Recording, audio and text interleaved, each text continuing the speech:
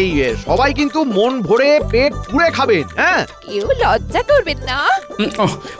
আমি আবার লজ্জা করে খেতেই পারি না।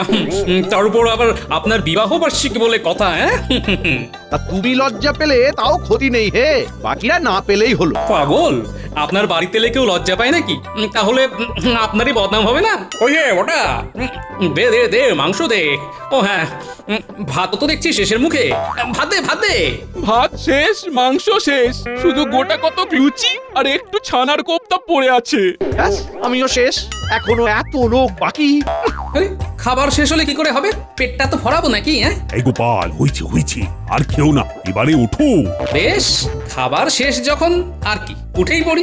হাত পেটা খেয়ে পেট মন কিছুই ভরে না। আমি যে মন্ত্রীর বাড়িতে খাবো বলে 1 সপ্তাহ উপোস করেছিলাম।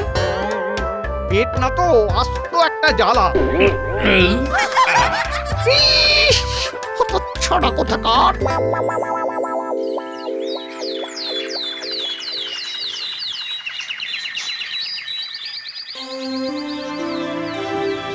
ও গিন্নি, গিন্নি, বলি পেটের ব্যথাটা তো কমলোই না। কমবে কি করে? বালতি বালতি খেয়ে এসেছো যে। ও বাবা গো, কি ব্যথা করছে গো, পেটে তো মোচড় দিচ্ছে। কি সর্বনাশ বলো দেখি। না না না, আমার গতিক ভালো ঠেকছে না। আমি বরং ন্যাপলা গুলটেকে পাঠশালা থেকে ফিরলেই ডেকে পাঠাই। ওরা বরং রাজসভায় গিয়ে বৈদ্যমশাইকে ডেকে আনুক। তবে তাই করো, আমি আর পারছি না।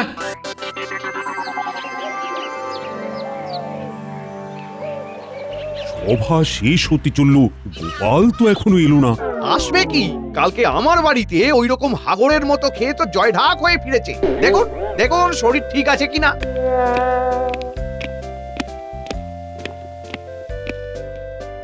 মহারাজ, ন্যাপলা আর গুলটে এসেছে, বলছে বৈদ্যমশাইকে নাকি খুবই দরকার। মা কি দরকার? তার মানে? তার মানে হলো এইটাই যে গোপালের পেটের গন্ডগোল হয়েছে। এই মাটি করেছে, অবৈধ, শিগগিরই যাও। ও বৌঠান, তোমার কর্তাকে তো দেখতেই পাচ্ছি না। যতবারই তার পেটখানা হাত দিয়ে টিপতে যাচ্ছি, ততবারই তো সে দৌড়ে দৌড়ে বড় বাইরে ছুটছে। আর পাচ্ছি না, পেটে কি যন্ত্রণা। এতবার বড় বাইরে যেতে যেতে শরীরে আর কিছু নেই। এসো এসো গোপাল, এসো, এবারে এবারে তোমাকে দেখে দিই। এই বয়সে কাউ কেমন খেতে দেখিনি। বাপরে বাপ, হাতায় হয় না উনি বালতি ভরে খান, ঠিক রাক্ষসের মতো। সত্যি বাবা। বৈদ্যমশাই, আপনি আপনি বলুন তো, আমাদের এখন কি করা উচিত? গোপালের যা অবস্থা, তাতে এখন শুধুমাত্র ওকে একদম পাতলা করে কাঁচকলা দিয়ে মাছের ঝোল, থানকুনি পাতার রসও, আর আমি একটা পাঁচন দেব, সেইটা দুবেলা করে খাওয়াতে হবে। চলুন বৈদ্যমশাই, চলুন চলুন, ওই আপনার বাড়ি থেকে পাঁচনখানা নিয়ে আসি। জামাইবাবুকে খাওয়াতে হবে তো নাকি? চলুন চলুন।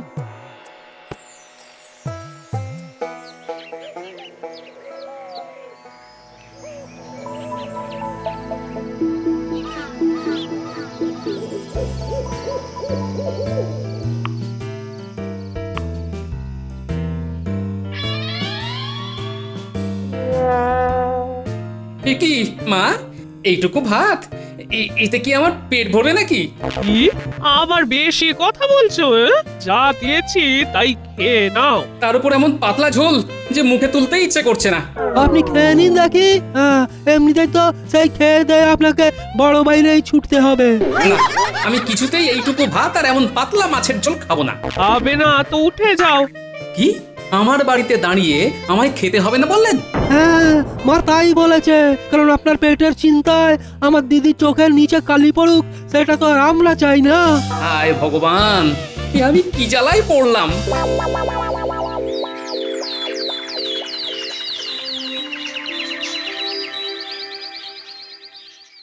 তা বৈদ্য, কি বুঝছো? গোপালের সুস্থ হতে আর কতদিন লাগবে? মহারাজ, পেটের অবস্থা তার খুবই শোচনীয় এবং শরীরটাও বেশ দুর্বল।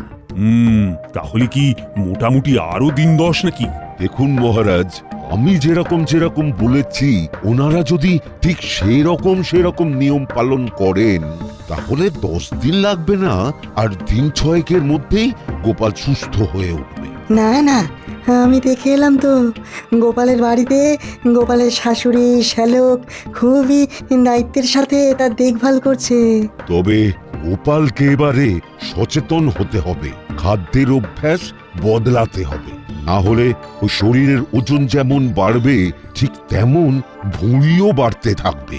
দেখুন মহারাজ, গোপালের মঙ্গল চেয়েই বলছি, আপনি গোপালকে এবারে বলে দেবেন যে সে যদি এবারে 1 মাসের মধ্যে একটুও রোগানা হতে পারে তাহলে আপনি তাকে সবাই ঢুকতে দেবেন না। বেশ, তাই বলবো। তবে কথা সত্যি যে গোপালের এবারে শরীরের মেদ আর ভুঁড়ি কমানোটা ভীষণই প্রয়োজন। গোপাল যত অসুস্থ হবে তত আমারই ভালো। আমি আমার ইচ্ছে মতো সবাই দাপট দেখাতে পারবো।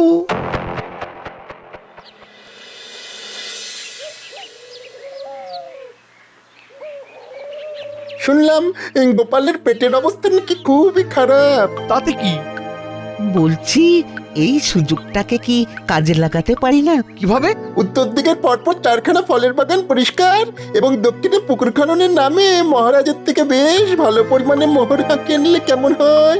গতবার এই পরিকল্পনাটা করতে গিয়েও সফল হয়নি, কারণ ভাঁটটা বাধা দিয়েছিল তাই। ভালো বুদ্ধি দিয়েছিস তো। তাহলে সবার আগে আমায় বৈদ্যমশাই আর শ্যালককে হাতে আনতে হবে।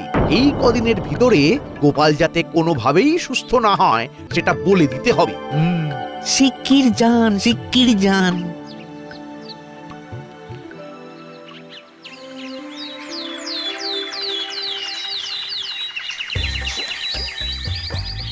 গোপাল, ও গোপাল, গোপাল!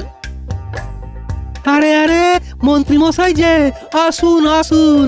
আমাদের রাজ্যের ভার অসুস্থ হয়েছে, তাই আমি মন্ত্রী হয়ে নিজেই তাকে দেখতে এলাম।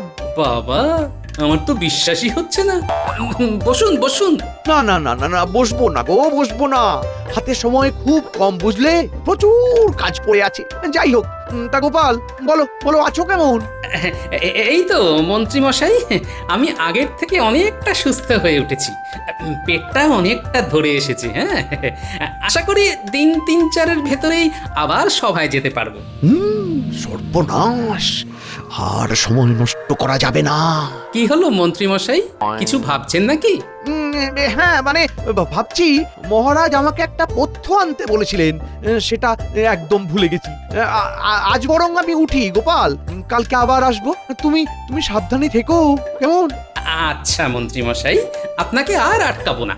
এই শালা বাবু, ওনাকে এগিয়ে দিয়ে এসো।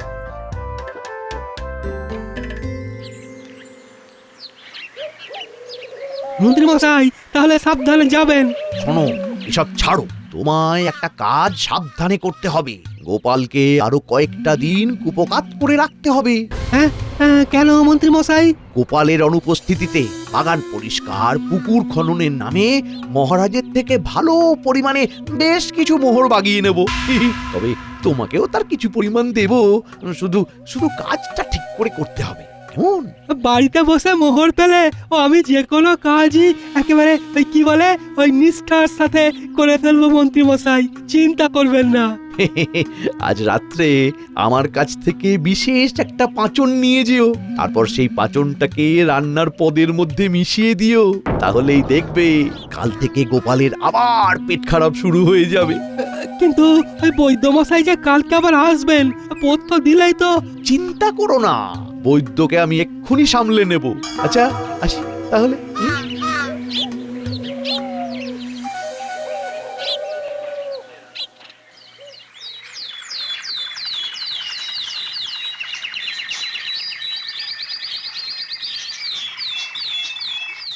ওরে বাবা রে, গিন্নি, ও গিন্নি, আবার পেটটা ব্যথা হচ্ছে গো। সে কি বলি, আবার পেট কামড়াচ্ছে? সকাল থেকে এই 8 বার মতো গেলে তো বড় বাইরে।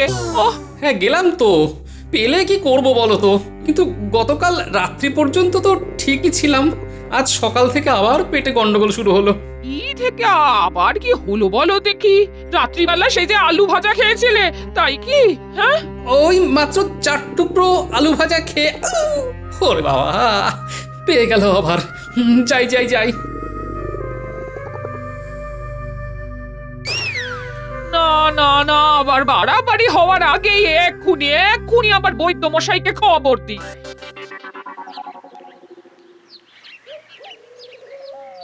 এই যে বৈদ্যমশাই, সব মনে আছে তো? গোপালকে কিন্তু কিছুতেই কদিনের মধ্যে সুস্থ হতে দেওয়া যাবে না।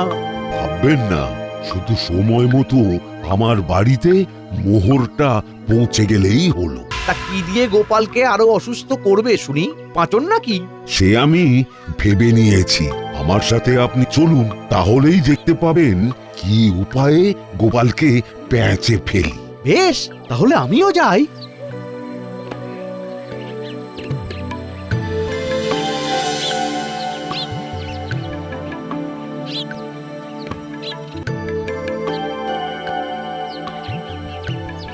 গোপাল, গোপাল, গোপাল, গোপাল! ও বৈদ্যমশাই, মন্ত্রীমশাই, আসুন আসুন আসুন। কি ব্যাপার? গোপালের কি আবার শরীর খারাপ হলো? নিয়ম মানেনি নাকি? আসলে এতবার এই বড় বাইরেতে যেতে হচ্ছে, মানুষটা ক্লান্ত হয়ে ঘুমিয়ে পড়েছে। হ্যাঁ, ও, আপনারা এসেছেন, ভালোই হয়েছে। আর বলবেন না, শরীরটা যে এত ঘন ঘন কেন খারাপ হচ্ছে বুঝতে পারছি না। শোনো গোপাল, নিজেকে যদি দ্রুত সুস্থ করতে চাও তাহলে আমার দেওয়া পাচন ছাড়াও ব্যায়াম শুরু করো। যেমন ওই ওঠবোস, মুগুর ভাঁজ। হ্যাঁ, তাতে গোপালের বহরটাও কমবে, শরীরও চাঙ্গা থাকবে। তখন তুমি ঝরঝরে হয়ে রাজসভায় যাবে। সত্যি? হ্যাঁ, ব্যায়াম করা তো ভীষণ ভালো। শরীর সুস্থ রাখে। আর হ্যাঁ, একদম অনিয়ম করবে না কিন্তু, তাহলে শুরু করে দিও কাল থেকে নিয়মিত যোগ ব্যায়াম। কিন্তু উনি কার তদারকিতে যোগ ব্যায়াম করবেন সেইটাই ভাবছি। হ্যাঁ, দিদি, আমি তো আছি নাকি, তুই একদম চিন্তা করিস না। ব্যাস ব্যাস ব্যাস ব্যাস, তাহলে তো চিন্তার অবসান হয়েই গেল। গোপাল, সব কথা শুনো কিন্তু। এর মধ্যেই একদিন মহারাজ আসবেন তোমাকে দেখতে। এই শালাবাবু, তুমি একটু ওনাদেরকে এগিয়ে দিয়ে এসো। হ্যাঁ হ্যাঁ হ্যাঁ, যাই যাই।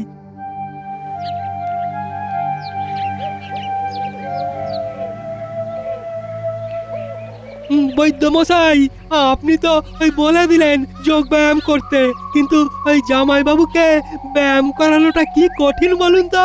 হ্যাঁ, আমি সব জেনে বুঝেই বলেছি। আমি জানি যে গোপালের ওই ভারী চেহারা নিয়ে ব্যায়াম করতে ভীষণ অসুবিধে হবে। আর তাতে সে আরো ক্লান্ত হয়ে পড়বে, গা হাত পায়ে তীব্র ব্যথা হবে, বিছানা ছেড়ে উঠতেই পারবে না। একদমই তাই। অতগুলো মোহরের কথা ভুলে যেও না শালাবাবু। তুমি শুধু কাজটা করে যাও। তুমি, তোমার মা, দুজনেই ভীষণ করিতকর্মা। গোপালকে দিয়ে ব্যায়াম করাও, ছোটদের সাথে মাঠে পা বল দিয়ে নামিয়ে দাও, যেভাবে পারো নাজেহাল করে দাও। বেশ। এতক্ষণ ধরে শ্যালক বাবু কি এত ওদের সাথে কথা বলছে? কোনো গন্ডগোল পাকাচ্ছে না তো?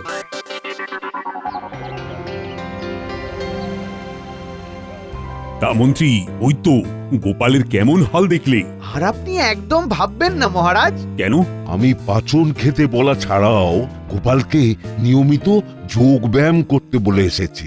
আমিও বলেছি যোগ ব্যায়াম ছাড়াও গোপালকে বাচ্চাদের সাথে খেলতে নামিয়ে দিতে, তাহলে সে অনেক ঝরঝরে আর চাঙ্গা থাকবে। বাহ বাহ বাহ, বেশ বেশ, খুবই ভালো ব্যাপার। তাহলে কদিন পর গিয়ে দেখে আসবো গোপাল সব ঠিকঠাক মতো করছে কিনা। একদম।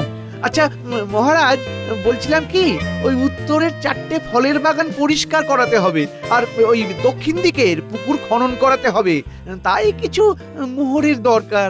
বেশ বেশ বেশ, খাজাঞ্চির সাথে কথা বলে প্রয়োজন মতো নিয়ে নিও। আগে মহারাজ।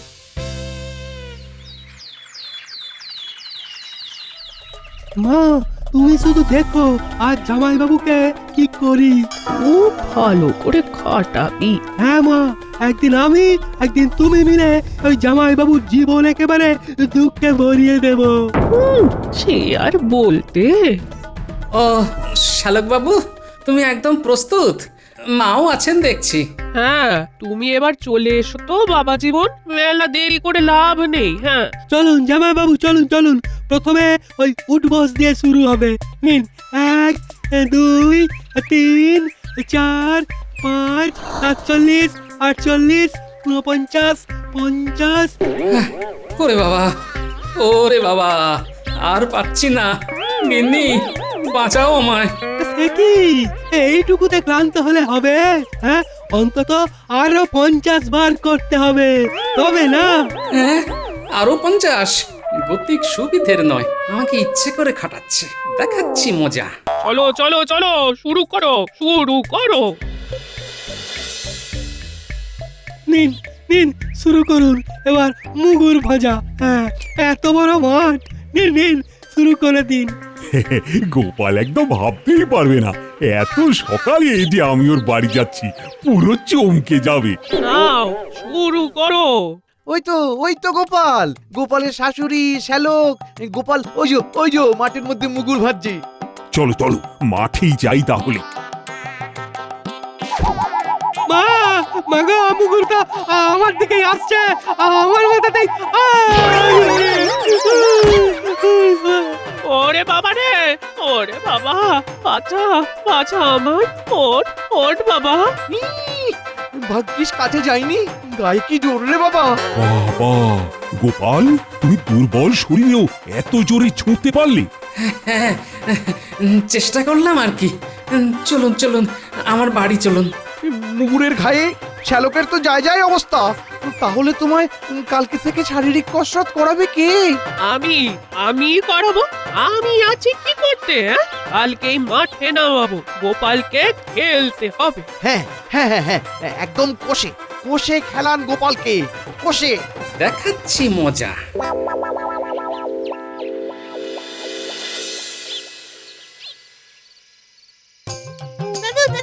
চুপ চুপ, আস্তে কথা বল। ডেকেছি কেন গো? আমাকে আমার শালা শাশুড়ি মন্ত্রীর উস্কানিতে এই শরীর খারাপের মধ্যে অত্যধিক শারীরিক কসরত করিয়ে অহেতুক কষ্ট দিচ্ছে। তা আজ শালাকে জব্দ করেছি, তারপর এরপর শাশুড়িকে জব্দ করতে চাও, তাই তো? শুনছি সে আমায় কালকে তোদের সাথে মাঠে পা বল খেলাতে নিয়ে যাবে। তা তোরা উনি যখন পা বলটা মারতে উদ্যত হবেন, তখন আসল বলের বদলে সাদা রং করা লোহার বল রেখে দিবি, ঠিক আছে? বুঝেছি, বদল করতে হবে। চিন্তা করো না দাদু, সব হয়ে যাবে। এখন নিশ্চিন্তে বাড়িতে বসে বিশ্রাম নাও। এবারে এই বলখানা তোমার পা দিয়ে মারো, দেখি কেমন পারো। আগে মা, আপনি আগে একটু মেরে দেখান না, তাহলে সেটা দেখে আমিও অমনিভাবেই বলটা মারবো। বেশ, তবে তাই হোক। এবার বুঝবে মজা। ওরে বাবা রে! মাগো, বাবা গো, বাঁচা গো! এটা কি ছিল? গেল রে! আমার পাটা গেল ভেঙে। ওরে বাবা রে! কি মা, মিছিমিছি একজন অসুস্থ লোককে অকারণে অত্যধিক কষ্ট দেওয়ার শাস্তিটা পেলেন তো? সব ওই মন্ত্রীর উস্কানিতে হয়েছে বাবা। ওই আমার ছেলেকে উস্কেছিল যাতে আরো কদিন তোমার শরীর খারাপ করিয়ে উপকার করে ফেলতে পারি। কিন্তু কেন? তোমার অনুপস্থিতিতে মহারাজের কাছ থেকে নানান ছলে বলে বেশ ভালো পরিমাণ মোহর হাঁকাবে বলে মন্ত্রীর সাথে বৈদ্যও ছিল। তার পাঁচন খেয়েই তোমার দ্বিতীয়বার পেট খারাপ হয়। এই মন্ত্রী আমাদেরও কিছু মোহর দিয়েছিল। হ্যাঁ, বুঝলাম, কালকেই রাজসভায় যেতে হবে।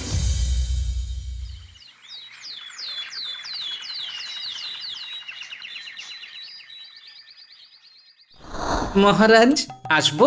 একই গোপাল, তুমি? ভূত দেখছেন নাকি? না মানে তুমি কি করে এখন এই অল্প কদিনে?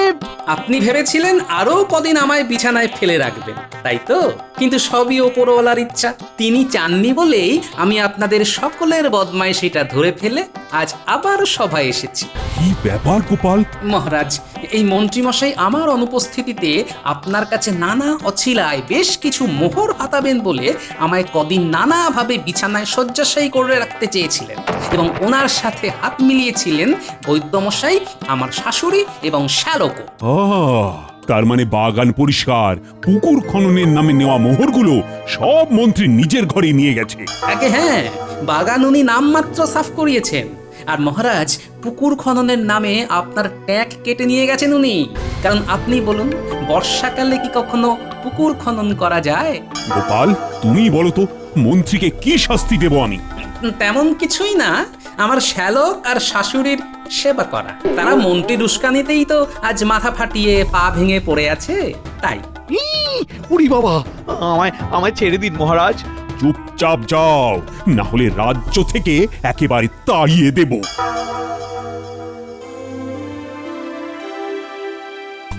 এই কত ছাড়া আমার পান সেচে দে। সারাদিন কি আমার এরকম পান সেজে গা হাত পা টিপেই কেটে যাবে? আমি কি বাড়ি যাব না? না না, বাড়ি যেতে হবে না, এখন সেবা করো তো দেখি। কি কপাল, কি কপাল! শাস্তি পাওয়ালো আমায় সেই হতচ্ছাড়া গোপাল।